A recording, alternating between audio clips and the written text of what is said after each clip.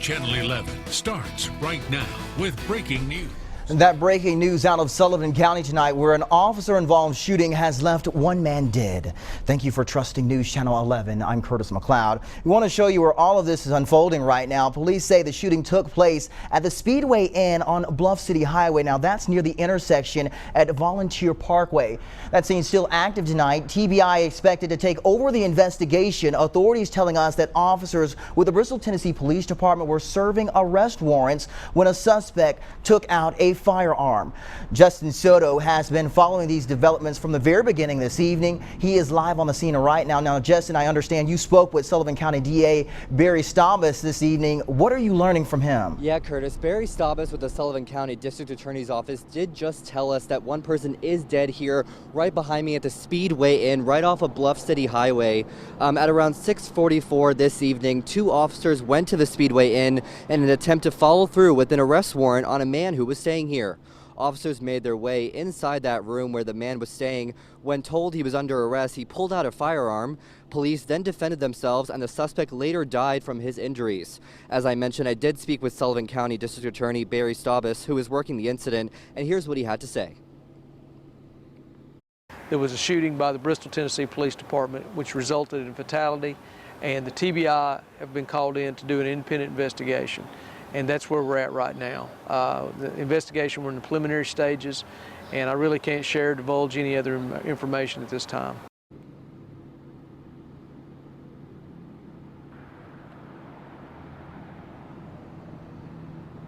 And the TBI did just arrive here about 20 minutes ago. They're working their way inside that hotel to take a look at that room where this incident took place.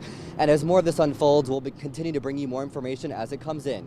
For now, live on Bluff City Highway, I'm Justin Soto, News Channel 11 in your corner. Justin Soto reporting for us tonight. Thank you so much, Justin. Of course, we want to thank you for trusting us to bring you this news. And I want to show you some pictures viewers sent into our newsroom from the scene earlier today. Now, these were taken just as that shooting had happened when police first arrived on the scene. And we want to encourage people, when you see breaking news happening, of course, send it to our newsroom. That's news@wjhl.com. Of course, we'll pass along any information that we get from authorities to you. And of course, we'll have continuing coverage on tonight's shooting on our website at wjhl.com. Continuing our crime watch across the Volunteer State this evening, a Memphis, Tennessee woman is facing charges after police say she fatally stabbed 4 of her children. We have the latest details from the story and a word from the father of those children tonight. I just need him right now. I know he needs me. A father trying to find his son after the boy's mother is arrested and charged with killing his 4 siblings. He should be with me, whatever. I don't know what he's seen. Detrell Clayton says his 7-year-old son is the survivor of the gruesome scene here, where deputies say his mother, Shanynthia Gardner, killed his brother and 3 sisters, a 4-year-old, 3-year-old, 2-year-old, and a 6-month-old. Deputies have now charged her with 4 counts of first-degree murder with aggravated child neglect, first-degree murder with aggravated child abuse, aggravated child neglect, and aggravated child abuse. It's a blended family that the young man has another father. Sheriff Bill Oldham says the 4 children stabbed to death were fathered by Gardner's husband, and it's unclear if that detail spared the 7-year-old. And with the 7-year-old, is it that he escaped or that she let him go? Well, that will be part of the information we develop as we move along. But right now, Clayton just wants his son, who deputies say is under their protection. He's not safe in my eyes because he's not with me. I don't even have words. I just need to hold him. I need my son. A 3-year-old Clarksville, Tennessee boy is dead after he found a gun and accidentally shot himself. Authorities tell us the young boy accidentally shot himself in the face with a .40 caliber handgun. He was taken to the hospital in critical condition but passed away a short time later. An investigation continues at this time tonight. Elie Wiesel, Holocaust survivor, Nobel Peace Prize winner, and author of the book Night, is dead at age 87. Wiesel was a spokesman for Israel's Holocaust Memorial and was well known for tracking down war criminals from Nazi Germany years after World War II. No word yet on Wiesel's cause of death. Of course, we'll give you updates as soon as we get them into our newsroom. Keeping our eye on politics tonight, Hillary Clinton and the FBI conducted a 3.5-hour-long voluntary interview earlier this morning. No word yet on whether Clinton will be charged for using a private email server during her time as Secretary of State. Mary Bruce has more now from Washington.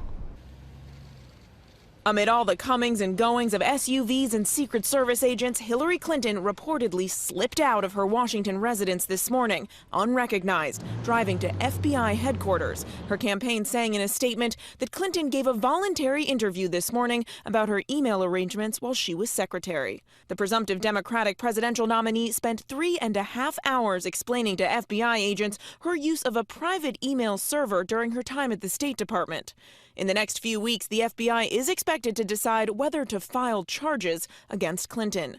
Attorney General Loretta Lynch has indicated she will accept whatever the FBI decides after her private meeting with Bill Clinton on the tarmac of a Phoenix airport set off a political firestorm. Certainly my meeting with him raises questions and concerns, but it really was a social meeting. Both Bill Clinton and the Attorney General insist they never discussed the case, chatting about their grandchildren instead. But Donald Trump is mocking that description. I love that one. I love that one. I love that one. And look at the beautiful, I love these kids.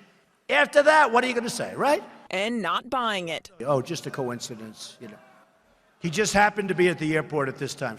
Mary Bruce, ABC News, Washington. It's been more than a week now since deadly flooding struck the majority of West Virginia. A group right here in the Tri-Cities region is now preparing to make their third trip to the region in order to drop off donations for flood victims. Courtney Kendrick from Kingsport sent us these photos of their most recent trip to Greenbrier County, West Virginia. Her group dropped off cases of water, cleaning supplies, and clothes to those in need. Kendrick said they will continue to collect donations. Those can be dropped off at the Bent and Dent Salvage Shop in Blountville. An ETSU graduate was killed in a car crash early Wednesday morning on Interstate 40 in Cumberland County. That's right outside of Nashville. 21-year-old Lauren Battelle graduated in December 2015 with a Bachelor of Science degree in psychology. News Channel 11 spoke with a friend of hers today who told us that that night Lauren and her friends were heading back from a concert that she was invited to, but she couldn't make it. She's remembering her life tonight. I easily could have been with her. In a way I wish that I was. Maybe the situation would have played out differently. I don't want this to affect me to where I don't fulfill the things that she always, told me that I could do. I feel like if I live my life and I'm happy, and if I tell people about her and the way that she was, even if they didn't know her, maybe they can be affected by her the way that I was. Now, according to Tennessee Highway Patrol, Lauren was a passenger in that car. The driver was identified as 18-year-old Jacob Davidson of Zionville, North Carolina. He apparently fell asleep at the wheel, which caused the car to veer off the road and hit a guardrail. He was also killed. The third passenger in that car was injured. People around the Tri-Cities are planning their 4th of July celebrations, but some rough weather may be heading our way. Callie standing by in the Storm Center. Callie, I know everyone's wanting to know, what can they expect for the 4th of July? Well, Curtis, we're already seeing some scattered showers currently on a radar. Still tracking that system. I'll let you know more about what you can expect in terms of wet weather right after the break. Stay with us.